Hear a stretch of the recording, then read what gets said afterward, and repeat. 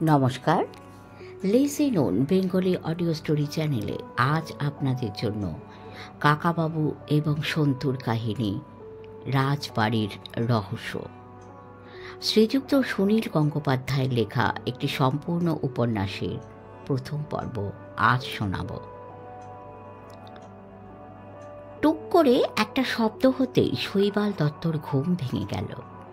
এত সহজে তার ঘুম ভাঙে না। শব্দটা ঠিক যেন কোনো ঘরের ছিটকিনি খোলার শব্দের মতো। তিনি বেডসাইড টেবিলের ঘড়িটা দেখলেন। অন্ধকারে ঘড়ির কাঁটাগুলো জ্বলজ্বল করছে। এখন রাত 2:20 গতকাল রাতেও প্রায় এই সময়েই একটা গণ্ডগোলে তার ঘুম ভেঙে গিয়েছিল। সিঁড়ির কাছে একটা জোর শব্দ হয়েছিল হুড়মুড় করে। শৈবাল ছুটে গিয়ে দেখেছিলেন দোতলা থেকে একতলায় নামা সিঁড়ির মাঝখানে অজ্ঞান হয়ে পড়ে আছে দেবলীনা। কেওনঝাড়ে একটা পুরনো রাজবাড়িতে মেয়েকে নিয়ে বেড়াতে এসেছেন শৈবাল দত্ত। দেবলীনার সঙ্গে তার বান্ধবী শর্মিলাও এসেছে। মস্ত বড় প্রাসাদ, অনেক ঘরই ফাঁকা পড়ে আছে। পাশাপাশি দুখানা ঘর নিয়েছেন ওরা। শর্মিলাকে না ডেকে অত রাতে একা একা বাইরে গিয়েছিল কেন দেবলীনা? বাথরুমটা একেবারে পাশেই, তবু টানা লম্বা বারান্দা অনেকখানি হেঁটে সিঁড়ি দিয়ে নিচে নামতে গিয়েছিল কেন সে? দেবলীনার মুখে খানিকটা জলের ছিটে দিতেই তার জ্ঞান ফিরে এসেছিল, কিন্তু সে বাবার কোনো প্রশ্নের উত্তর দিতে পারেনি। শৈবাল দত্ত বারবার জিজ্ঞেস করেছিলেন, তুই নিচে নামছিলি কেন, কোথায় যাচ্ছিলি? দেবলীনা মাথা ঝাঁকিয়ে চোখ বুজে বলেছিল, জানি না, জানি না। শর্মিলার ঘুম খুব গাঢ়, সে এসব কিছু টেরই পায়নি। শৈবাল মেয়েকে ধরে ধরে নিয়ে আবার শুইয়ে দিয়েছিলেন বিছানায়, কিন্তু তার মনে একটা খটকা লেগেছিল। ব্যাপারটা খুব সাধারণ নয়। আজ সকালে দেবলীনা আবার খুব খুশি। এবারের একজন বুড়ো দারোয়ানকে নিয়ে ওরা দুই বান্ধবী জঙ্গলে বেড়াতে গেল। দুপুরবেলা ফিরে এসে দেবলীনা মহা উৎসাহে বাবাকে গল্প শোনালো যে ওরা জলার পাশে হাতির পায়ের ছাপ দেখেছে। দেবলীনার মুখ দেখলে মনে হয় যেন কাল রাত্রির ঘটনা তার মনেই নেই। আজ রাতেও ছিটকিনি খোলার শব্দ শুনেই শৈবালের কিরকম যেন সন্দেহ হলো। তাড়াতাড়ি খাট থেকে নেমে তিনি প্রায় নিঃশব্দে নিজের ঘরের দরজা খুলে তাকালেন বাইরে। ঢাকা বারান্দাটায় কোনো আলো জ্বলছে না, তবে বেশ জ্যোৎস্না এসে পড়েছে। সাদা একটা ফ্রক পরে হেঁটে যাচ্ছে দেবলীনা। সে খুব জোরেও যাচ্ছে না, আস্তেও না। সে যেন পা মেপে মেপে হাঁটছে। মুখখানা একেবারে সামনের দিকে সোজা। মুখখানা একবার ধক করে উঠল শৈবালের। এ কি তার মেয়ে দেবলীনা, না অন্য কেউ? এরকম চুপি চুপি সে কোথায় যাচ্ছে? সে কি ঘুমের মধ্যে হাঁটছে? স্লিপ ওয়াকার? চটি না পরেই বেরিয়ে এলেন শৈবাল। পা টিপে টিপে অনুসরণ করতে লাগলেন মেয়েকে। স্লিপ ওয়াকারদের হঠাৎ ডেকে চমকে দিতে নেই, দেখাই যাক না ও কোথায় যায়। শৈবাল একবার ভাবলেন ফিরে গিয়ে তার রিভলভারটা নিয়ে আসবেন কিনা, কিন্তু দেবলীনা ততক্ষণে সিঁড়ি দিয়ে নামতে শুরু করেছে। দেরি করলে যদি ও হারিয়ে যায়। আজ দেবলীনা বেশ এক পা করে নেমে গেল সিঁড়ি দিয়ে। একতলায় একটা গোল উঠোন, তারপর লোহার গেট। একতলায় কয়েকজন কর্মচারী থাকে, তারা সবাই এখন ঘুমন্ত। গেটে দারোয়ানের পাহারা দেবার কথা, কিন্তু সেখানে কেউ নেই। তবে গেটে একটা প্রকাণ্ড তালা ঝুলছে। দেবলীনা সেই গেটের সামনে গিয়ে তালাটায় একবার হাত বুলোল, তারপর বসে পড়ল হাঁটু গেড়ে। আগেকার দিনের এইসব বড় গেটের মধ্যে আবার একটা ছোট গেট থাকে, সেটাতে শুধু ছিটকিনি দেওয়া, তালা নেই। সেই ছোট গেটটা খুলে দেবলীনা বাইরে বেরিয়ে গেল। একতলার বারান্দা থেকে দৌড়ে এলেন শৈবাল। ছোট গেটটা দিয়ে মাথা বার করে দেখলেন দেবলীনা এখন ছুটছে। শৈবালও বাইরে এসে ছুটতে লাগলেন। এখানে এককালে একটা বাগান ছিল, এখন কেউ যত্ন করে না বলে ঝোপঝাড় হয়ে গেছে। বাগানের কাঠের গেটটা ভেঙে পড়ে গেছে অনেক দিন, কোনো বেড়াও নেই। মাঝখান দিয়ে একটা লাল সুরকির রাস্তা। একটুখানি পরেই সেই রাস্তাটা নেমে গেছে নিচের দিকে। এখানকার মাটি ঢেউ খেলানো।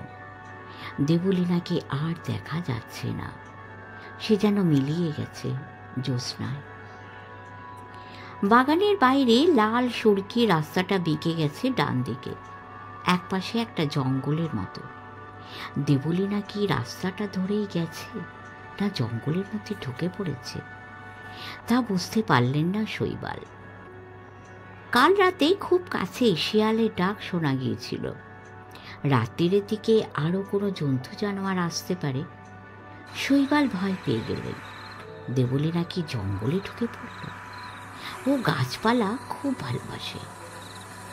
শৈবালও জঙ্গলের মধ্যেই দেখতে এলেন আগে। এখানে জ্যোৎস্নার আলো পড়েনি ভালো করে। ঝিঝি ডাকছে, টিপ টিপ করছে কয়েকটা জোনাকি। সঙ্গে টর্চ নেই, কোনো অস্ত্র নেই। দেবলীনাকে এত দূর আসতে দেওয়া উচিত হয়নি, কিন্তু গেট দিয়ে বেরিয়েই যে দেবলীনা ছুটতে আরম্ভ করবে তা ভাবতে পারেননি শৈবাল। তার ধারণা ছিল স্লিপ ওয়াকাররা আস্তে আস্তে হাঁটে, তারা দৌড়োয় না। শুকনো পাতার ওপর কার যেন পায়ের শব্দ শোনা যাচ্ছে। সেই দিকে লক্ষ্য করে খানিকটা এগিয়েও শৈবাল কাউকে দেখতে পেলেন না। এবারে তিনি দেবলীনার নাম ধরে ডাকতেই কার যেন কান্নার আওয়াজ শুনতে পেলেন। কয়েক মুহূর্ত তিনি থমকে দাঁড়িয়ে শব্দটা ভালো করে শুনলেন। প্রথমে কান্নার মতো মনে হলেও পরে গানের মতো শোনাল। গানের কোনো কথা নেই, শুধু একটা একটানা সুর। শৈবাল পায়ে পায়ে এগিয়ে গেলেন। জঙ্গলের মধ্যে খানিকটা ফাঁকা জায়গা, সেখানে একটা উঁচু ঢিবি, তার উপরে হাঁটু গেড়ে বসেছে দেবলীনা। আঙুল দিয়ে কি যেন লিখছে মাটিতে, সেই গান গাইছে।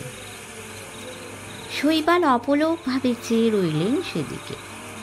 দৃশ্যটা খুবই সুন্দর, তবু গা ছমছম করে। মাঝরাতে বিছানা ছেড়ে উঠে এসে এই জঙ্গলের মধ্যে একা একা গান গাইছে কেন দেবলীনা? এ কি মাথা খারাপের লক্ষণ? হঠাৎ যেন একটা ঝড় উঠল।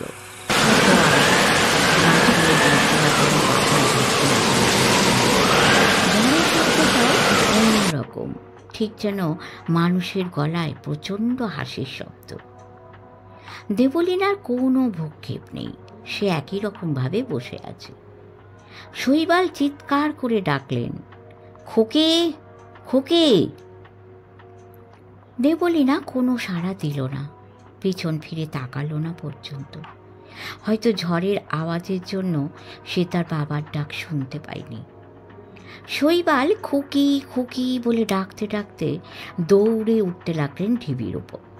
এখানে মাটির বদলে বালি বেশি, তার পা পিছলে যেতে লাগলো। তবু তিনি ওপরে উঠে এসে দেবলীনার হাত ধরে বললেন, এই খোকি, এখানে কি করছিস? দেবলীনা খুব চমকে গিয়ে বলল, কে আপনি? কে? শৈবাল বললেন, খুকি, আমি তোর বাবা। ঝড় আসছে, শিগগির বাড়ি চল। উঠে দাঁড়িয়ে এক ঝটকায় নিজের হাতটা ছাড়িয়ে নিয়ে দেবলীনা একটা দৌড় লাগালো। দৌড়তে দৌড়তে চিৎকার করতে লাগলো, না না না না। শৈবাল তাকে ধরার চেষ্টা করেও ধরতে পারলেন না। দুজন ভদ্রলোকের সঙ্গে কথা বলছেন কাকাবাবু। এমন সময় ঝনঝন করে বেজে উঠল টেলিফোন। এখন বম্বে থেকেও স্পষ্ট কথা শোনা যায়। কাকাবাবু ফোন তুলে বললেন, ইয়েস, রাজা রায়চৌধুরী স্পিকিং। কে? বলবন্ত রাও? হ্যাঁ, কি ব্যাপার বলো। সেই মিউজিয়ামে ডাকাতির ব্যাপারটা?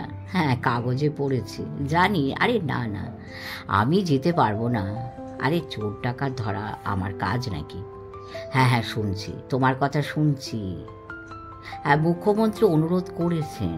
শোনো বলবান, মুখ্যমন্ত্রীকে বুঝিয়ে বলো আমার শরীর খারাপ, এখন আমার পক্ষে বম্বে যাওয়া সম্ভব নয়। হ্যাঁ সত্যিই আমি ক্লান্ত, এখন কোথাও যাব না। টেলিফোন রেখে দিয়ে কাকাবাবু বললেন, উফ, কিছুতেই ছাড়তে চায় না। চোর ধরতে আমাকে বম্বে দৌড়তে হবে। আমি কি গোয়েন্দা নাকি? উপস্থিত দুজন ভদ্রকের মধ্যে একজন বললেন, কিন্তু মিস্টার রায়চৌধুরী, আমাদের বর্ধমানে একবার আপনাকে যেতেই হবে। বেশি তো দূরে নয়, আপনাকে গাড়িতে নিয়ে যাব। মহারাজার গেস্ট হাউসে থাকবেন, কোনো অসুবিধা হবে না। আগুন লাগার ব্যাপারটা আমরা কেউ কিছু বুঝতে পারছি না। কাকাবাবু বললেন, আমাকে মাফ করতে হবে, এখন আমি কোথাও যেতে পারবো না। এই তো দুদিন আগে মধ্যপ্রদেশ থেকে ফিরেছি। একটা নীল মূর্তির জন্য সেখানে পাহাড়ে জঙ্গলে এত ছোটাছুটি করতে হয়েছে। এখন কিছুদিন আমি বিশ্রাম চাই। অন্য ভদ্রলোকটি বললেন, বর্ধমানে তো আপনার বিশ্রামই হবে, গেস্ট হাউসে থাকবেন, কেউ আপনাকে ডিস্টার্ব করবে না। শুধু রাত্রিরে যদি আগুনটা জ্বলে। কাকাবাবু হাত জোর করে বললেন, আমাকে সত্যিই ক্ষমা করুন। আমার শরীর মন দুই খুব ক্লান্ত, এখন আমি কিছুদিন একা থাকতে চাই। এই সময় শৈবাল দত্ত দরজার কাছে দাঁড়িয়ে বললেন, কাকাবাবু কেমন আছেন? কাকাবাবু খুব উৎসাহের সঙ্গে বললেন, আরে শৈবাল, এসো এসো, কবে ফিরলে? শৈবাল দত্ত এসে বসলেন কাকাবাবুর পাশের একটা চেয়ারে। ভদ্রলোক দুজন কাকাবাবুকে বর্ধমানে নিয়ে যাওয়ার জন্য ঝুলোঝুলি করলেন আরও কিছুক্ষণ। কাকাবাবু কিছুতেই যেতে রাজি হলেন না। নিরাশ হয়ে তারা উঠতে বাধ্য হলেন। ওরা বেরিয়ে যাবার পরই সন্তু এসে বলল, কাকাবাবু, এইমাত্র তোমার নামে একটা টেলিগ্রাম এসেছে। হাত বাড়িয়ে কাকাবাবু টেলিগ্রামটা নিয়ে বললেন, কে পাঠিয়েছে? ও নরেন্দ্র ভার্মা, সে আবার কি চায়? Your presence is urgently needed in Delhi. Come by the evening flight today. Top secret. কাগজটা মুড়ে গোল্লা পাকাতে পাকাতে কাকাবাবু বললেন, টপ সিক্রেটের নিকুচি করেছে। কিছু একটা হলেই আমাকে দিল্লি যেতে হবে। অসম্ভব, এখন অসম্ভব। সন্তু বলল, দিল্লির থেকে বম্বে ভালো। আমি দিল্লিতে দুবার গেছি, বম্বে যাইনি। কাকাবাবু ধমকের সুরে বললেন, আয়, সামনেই তোর পরীক্ষা না? তোর এখন কোথাও যাওয়া চলবে না, আমিও যাব না। কি ব্যাপার বলো তো শৈবাল, সবাই মিলে আমাকে এত ডাকাডাকি শুরু করেছে কেন? হঠাৎ বিখ্যাত হয়ে গেলাম নাকি? শৈবাল বললেন, আপনি বিখ্যাত তো বটেই। গত মাসেই টাইমস অফ ইন্ডিয়ায় একটা বড় লেখা বেরিয়েছে আপনাকে নিয়ে। নিশ্চয়ই অনেক কিছু বানিয়ে বানিয়ে লিখেছে। সন্তু, তুই টেলিগ্রাফ অফিসে গিয়ে একটা উত্তর পাঠিয়ে দিয়ে আয়। কি লিখব? শুধু লিখে দিবি, কাউন্ট মি আউট, তার তলায় আমার নাম। টেলিগ্রাম না পাঠিয়ে দিল্লি থেকে উনি ফোন করলেই তো পারতেন, আপনিও ফোনে উত্তর দিতে পারতেন। নিশ্চয়ই ফোনে লাইন পাইনি, একটু আগে আমি বম্বে থেকে একটা কল পেলাম। বম্বে দিল্লি এইসব লাইনই একসঙ্গে ভালো থাকবে এরকম কখনো হয় আমাদের দেশে? যাগে, ফোন করেনি ভালোই হয়েছে, অনেকক্ষণ ধরেই নিয়ে বিনিয়ে ঝুলোঝুলি করতো। তোমার কথা বলো শৈবাল, কেমন বেরিয়ে এলে?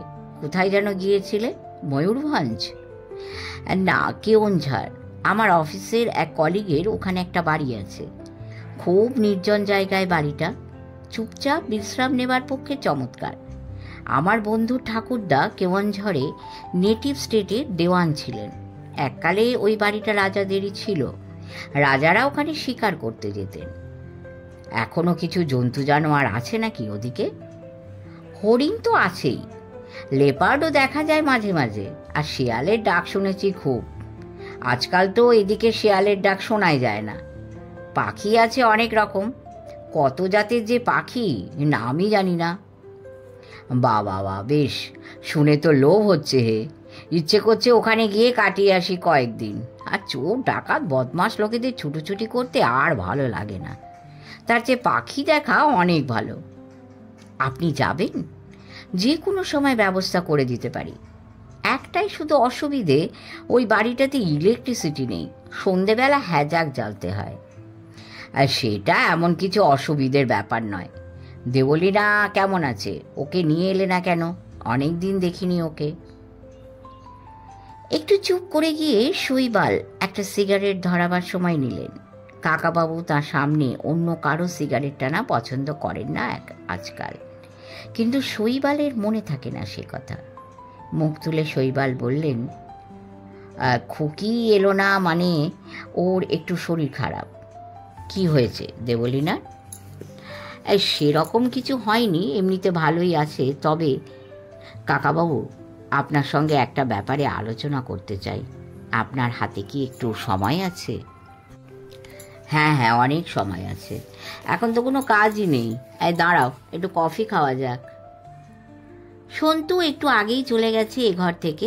এখন সে বাইরে যাবার পোশাক পরে দরজার কাছে এসে উঁকি দিয়ে মুচকি হেসে বলল, কাকাবাবু, তোমার কাছে আবার একজন লোক এসেছে। কাকাবাবু ভয় পাবার ভঙ্গি করে বললেন, আবার লোক? একটু নিরিবিলিতে গল্প করছি শৈবালের সঙ্গে, তুই কথা বলে দেখ না লোকটা কি চায়। লোকটি তোমার জন্য কি যেন একটা জিনিস নিয়ে এসেছে, সেটা সে নিজে তোমার হাতে দেবে। তাহলে ডেকে নিয়ে আয় লোকটাকে। খাকি প্যান্ট শার্ট পরা একজন লম্বা লোক ঢুকলো, কোনো অফিসের দরওয়ান বলেই মনে হয়। হাতে বেশ বড় একটা চৌকো কাগজের বাক্স, রঙিন কাগজ দিয়ে মোড়া। সে সোজা কাকাবাবুর দিকে তাকিয়েই জিজ্ঞেস করল, আপ রাজা রায়চৌধুরী, ইয়ে আপ কি লিয়ে হ্যায়? খুব সাবধানে জিনিসটি টেবিলের ওপর রেখে লোকটি কাকাবাবুকে দিয়ে সই করাবার জন্য একটা রসিদ বার করলো বুক পকেট থেকে। কাকাবাবু জিজ্ঞেস করলেন, কিসনে ভেজা? আর কে দত্তা সাহাব।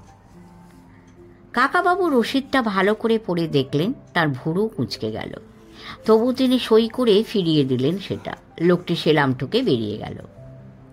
কাকাবাবু বললেন, কে পাঠিয়েছে কিছুই বোঝা গেল না, আর কে দত্ত সে যে কে তা তো আমার মনেই পড়ছে না, কিন্তু আমারই নাম ঠিকানা লেখা। যাগে। সন্তু জিজ্ঞেস করল, কাকাবাবু, ওটা কি খুলে দেখবে না? কাকাবাবু চওড়াভাবে হেসে বললেন, হ্যাঁ হ্যাঁ, তোর বুঝি খুব কৌতূহল হচ্ছে। অনেক ডিটেকটিভ গল্পের বইতে থাকে যে কোনো রাজা মহারাজার কেস সলভ করে দেবার পর তিনি এই রকম একটা বিরাট কিছু উপহার পাঠান। আমি তো কোনো রাজা মহারাজার কেস করিনি, আজকাল সেরকম রাজা মহারাজাই বা কোথায়। আর একটা হয় শত্রুপক্ষের কেউ এই রকম বেশ সুন্দর মোড়কে মুড়ে একটা টাইম বোমা পাঠিয়ে দেয়, খুলতে গেলেই মুখের ওপর ফাটবে। শৈবাল বললেন, আমারও বেশ কৌতূহল হচ্ছে, তবে সত্যি যদি টাইম বোমা হয় আপনার শত্রুর তো অভাব নেই। আমার তো কেউ শত্রু আছে বলে মনে পড়ে না। ওই লোকটাকে তখনই ছেড়ে না দিয়ে ওকে একটু জেরা করে দেখলে হতো। কাকাবাবু বাক্সটা নিয়ে নেড়ে চেড়ে দেখলেন, কোনো শব্দ হলো না।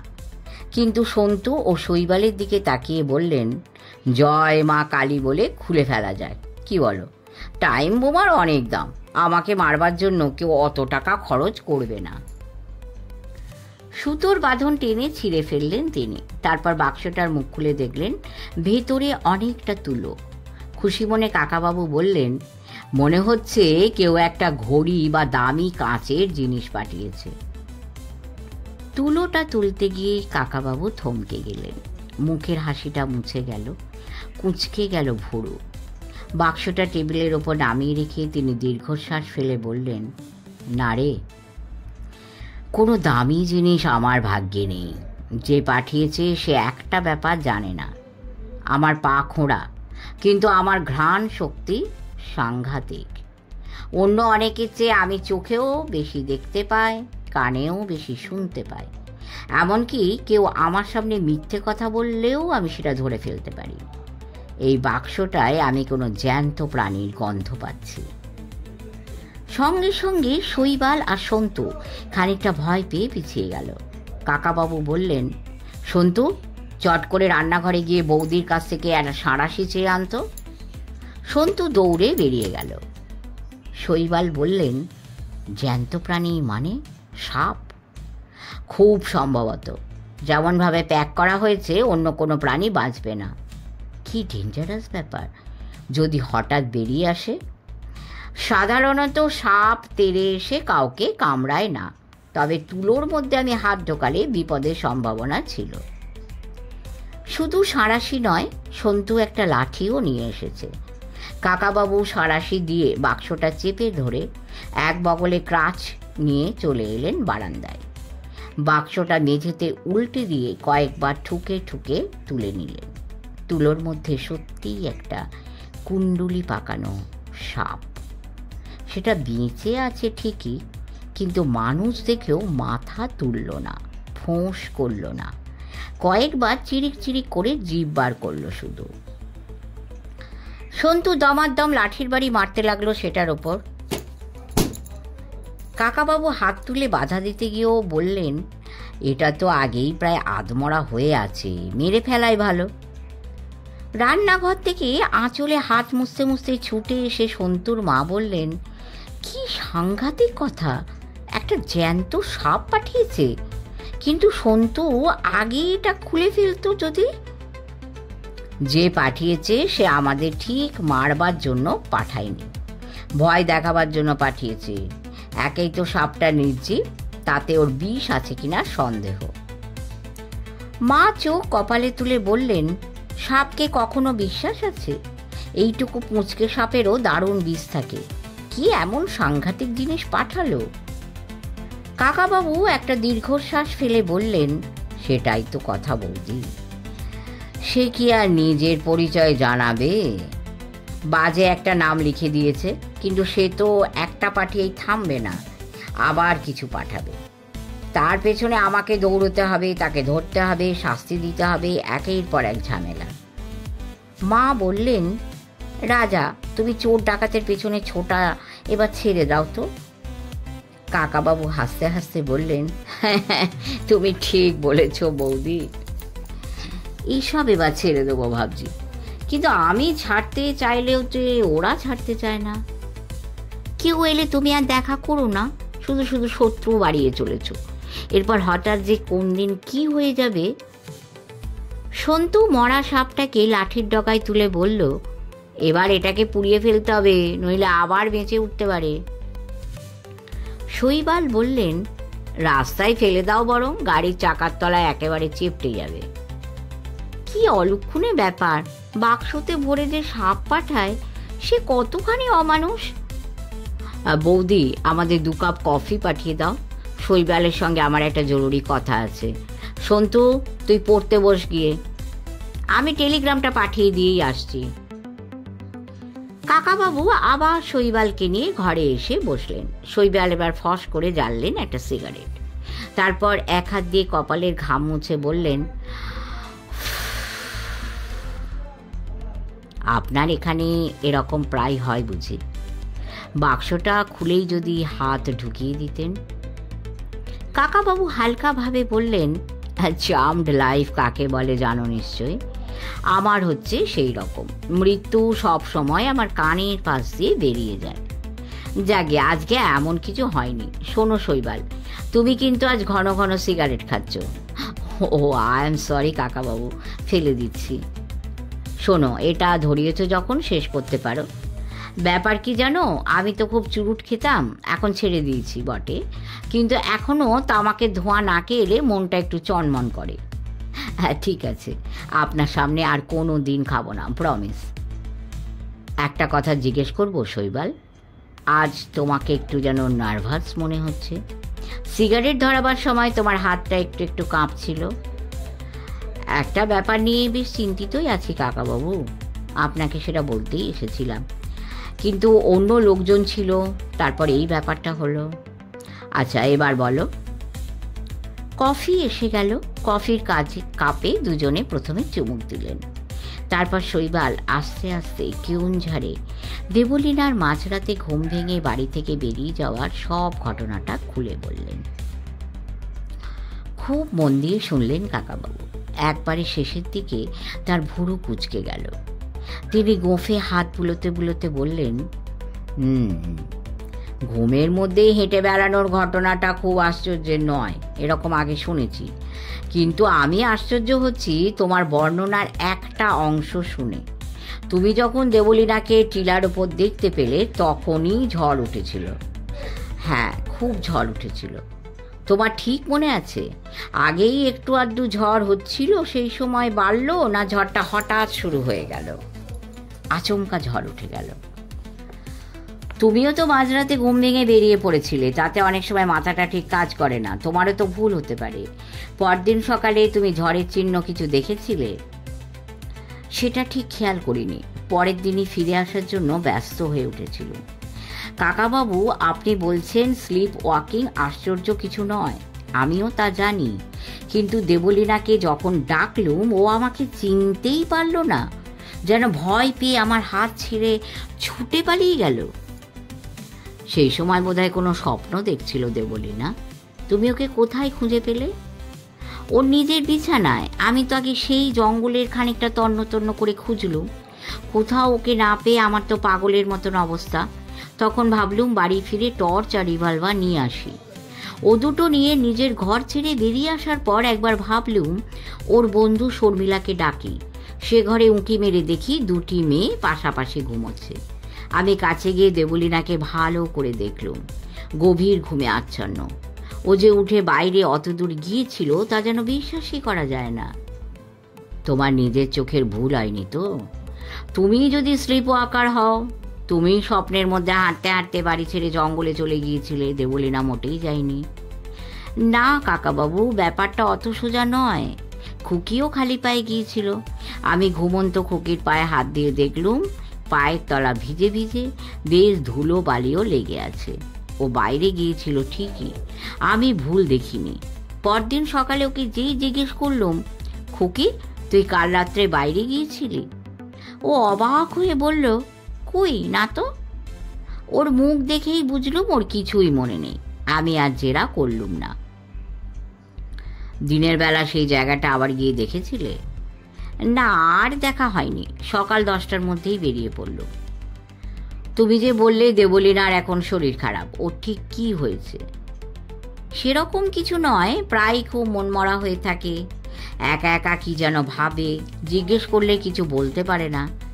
আর একটা অদ্ভুত ব্যাপার কি জানেন, ওকে আমি কোনো দিন গান গাইতে শুনিনি আগে। ওর গানের গলা নেই। আর একটু যখন ছোট ছিল তখন কিছুদিন নাচ শিখেছিল, কিন্তু সেই রাতে ও জঙ্গলের মধ্যে হঠাৎ একটা গান গাইতে শুরু করেছিল। এখনো মাঝে মাঝে সেই গানটা গায়। কি গান সেটা? কাকাবাবু, আমারও গানের গলা নেই, আমি গিয়ে শোনাতে পারবো না, তবে অচেনা গান। এই কদিনেই বেশ রোগা হয়ে গেছে মেয়েটা। ডাক্তার দেখিয়েছি, আমার বন্ধু ডাক্তার, সে বলল কিচ্ছু হয়নি, কথায় কথায় ওষুধ খাওয়াবার দরকার নেই। তুমি গাড়ি এনেছো তো শৈবাল? চলো তোমাদের বাড়িতে একটু ঘুরে আসি, দেবলীনার সঙ্গে দেখা করতে ইচ্ছে করছে। এতক্ষণ বাদে শৈবালের মুখে খুশির ঝলক দেখা গেল। উচ্ছ্বসিতভাবে তিনি বললেন, ঠিক এইটাই আমি চাইছিলুম কাকাবাবু। আপনি খুকির সঙ্গে কথা বললে অনেক কিছু বুঝতে পারবেন। আপনি ব্যস্ত মানুষ। চলো বেরিয়ে পড়া যাক। শৈবালের গাড়িটা পুরনো আমলের মরিস, ছোট গাড়ি, কিন্তু চলে দারুণ। বেলা এখন 11টা, আকাশে ঘন মেঘ। কয়েকদিন ধরে মেঘ জমছে, কিন্তু বৃষ্টির দেখা নেই। বাড়ির সামনে রাস্তার ঠিক উল্টো দিকে দাঁড়িয়ে দুটো লোক গল্প করছে আপন মনে।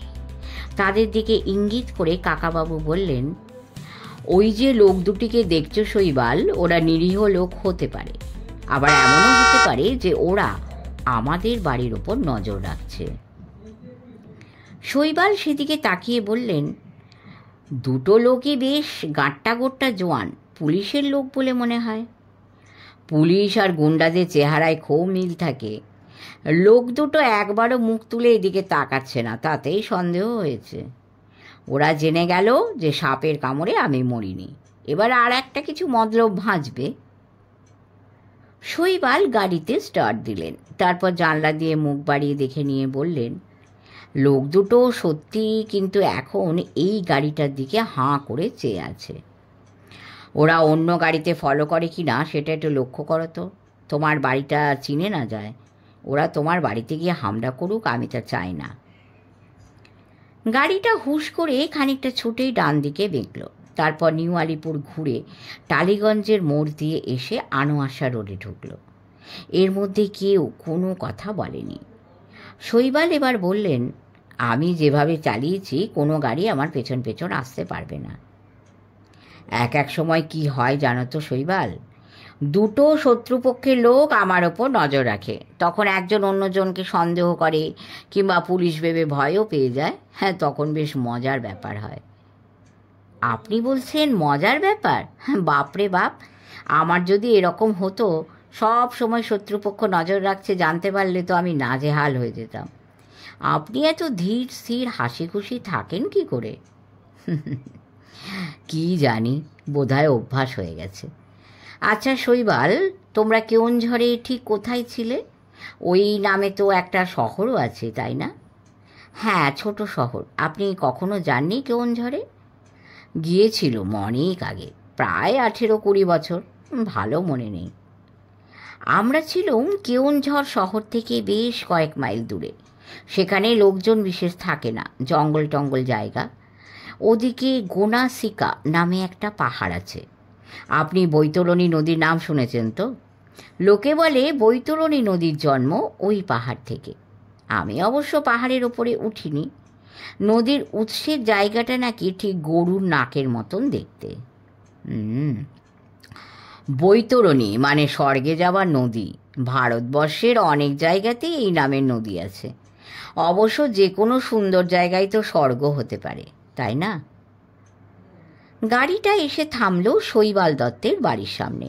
মাত্র বছর 2 আগে তৈরি নতুন বাড়ি। বাড়ির প্রধান দরজার পাশে একটা চৌকো সাদা পাথরে বাড়ির নাম লেখা, বৈতরণী। কাকাবাবু অবাক হয়ে বললেন, এই কি, তোমার বাড়ির নাম বৈতরণী নাকি? আগে তো দেখিনি। অবশ্য তোমার বাড়িতে আমি মোটে একবারই এসেছি, সে সময় আবার লোডশেডিং ছিল। শৈবাল লাজুকভাবে বললেন, না, আগে আমার বাড়ির কোনো নামই ছিল না। এবার ফিরে এসে কেন জানি না এই নামটা খুব পছন্দ হলো, তাই নামটা বসিয়ে দিলুম। একটু আগে আপনি তো বললেন যে যে কোনো সুন্দর জায়গায় স্বর্গের মতন মনে হতে পারে। নিজের বাড়ির চেয়ে আর সুন্দর জায়গা কি হতে পারে বলুন? সেই যে ছেলেবেলায় একটা কবিতা পড়েছিলুম, চড়ুই পাখি আর বাবুই পাখির ঝগড়া। চড়ুই পাখি মানুষের বাড়ির এক কোণে বাসা বেঁধে থাকে, ঝড়ে জলে কষ্ট পেতে হয় না। আর বাবুই পাখি নিজের তৈরি বাসা তালগাছে ঝোলে, খুব বেশি ঝড় বৃষ্টি হলে খসে পড়ে যায়। সেজন্যই ওই কবিতাটায় চড়ুই পাখি বলছে, আমি থাকি মহাসুখে অট্টালিকা পরে, আর বাবুই পাখি বলছে, নিজ হাতে গড়া মোর কাঁচা ঘর খাসা। আপনি পড়েননি? হ্যাঁ, পড়েছি বটে। আমার বাড়িটাও বাবুইয়ের বাসা বলতে পারেন, একেবারে নিজে হাতে গড়া। এবারে নকশা, ব্লু প্রিন্ট থেকে শুরু করে মিস্ত্রি খাটিয়ে একটার পর একটা ইঁট গাঁথা সবই আমি নিজে করেছি। কিন্তু বাড়িটা শেষ হবার আগেই দেবলীনার মা পৃথিবী ছেড়ে চলে গেল। দেবলীনাও এই বাড়িটা তেমন পছন্দ করে না। এখন ভাবছি কি করি এই বাড়িটা নিয়ে। সদর দরজা দিয়ে ভেতরে ঢুকে সিঁড়ির কাছে দাঁড়িয়ে শৈবাল চেঁচিয়ে ডাকলেন, খুকি, খুকি, নিচে নেমে আয়, দেখ কে এসেছেন। 2-3 বার ডেকেও কোনো সাড়া পাওয়া গেল না। রান্নাঘর থেকে বেরিয়ে এলেন একজন বয়স্কা বিধবা মহিলা। শৈবাল ব্যস্তভাবে তাকে জিজ্ঞেস করলেন, পিসিমা, খুকি কোথায়, বেরিয়েছে নাকি? পিসিমা বললেন, কই না তো, আমাকে তো কিছু বলে যায়নি। শৈবাল ভুরু কুঁচকে বললেন, তাহলে সাড়া দিচ্ছে না কেন? সদর দরজাটা একেবারে হাট করে খোলা, রঘুটাই বা কোথায় গেল? পিসিমা বললেন, এইমাত্র আমি রঘুকে একটু বাজারে পাঠালুম, তখন দরজা বন্ধই ছিল। কাকাবাবু বললেন, তুমি এত ব্যস্ত কেন হচ্ছ শৈবাল? দেখো, দেবলীনা হয়তো বাথরুমে গেছে কিংবা ঘুমিয়ে পড়েছে, তোমার ডাক শুনতে পাইনি। শৈবাল বললেন, আপনি বসুন কাকাবাবু, আমি ওপরে গিয়ে দেখছি। মেয়েটার ধরন দেখে আমার সত্যি কিন্তু চিন্তা হচ্ছে। 2-3টে সিঁড়ি লাফিয়ে উঠে গেলেন শৈবাল। বারবার ডাকতে লাগলেন, খোকে খোকে। কাকাবাবু এগিয়ে গিয়ে বসবার ঘরের ভেজানো দরজাটা ঠেলে খুলে ফেললেন। সেখানে তিনি দেখতে পেলেন দেবলীনাকে। সে একটা খোলা জানলার গ্রিল ধরে দাঁড়িয়ে এক দৃষ্টিতে তাকিয়ে আছে বাইরে। লাল রঙের ফ্রক পরা, তার সারা মুখে বিন্দু বিন্দু ঘাম। কাকাবাবু নরম করে ডাকলেন, দেবলীনা। দেবলীনা চমকে মুখ ফেরালো। কয়েক মুহূর্ত সে চিনতে পারল না কাকাবাবুকে। কাকাবাবু আবার বললেন, কেমন আছিস রে দেবলীনা? দেবলীনা চোখ দুটো বিস্ফারিত করে বলল, কাকাবাবু, আমাকে ও ডাকছে, আমাকে ও ডাকছে, ওই যে, ওই যে।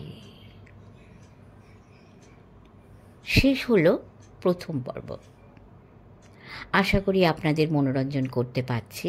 কমেন্টে জানাবেন কেমন লাগছে, আর অবশ্যই সাবস্ক্রাইব করে আমাদের পাশে থাকবেন, লাইক করবেন, শেয়ার করবেন এবং প্রচুর শুনবেন। পরম করুণাময়ের কৃপায় সকলে ভালো থাকবেন। নমস্কার।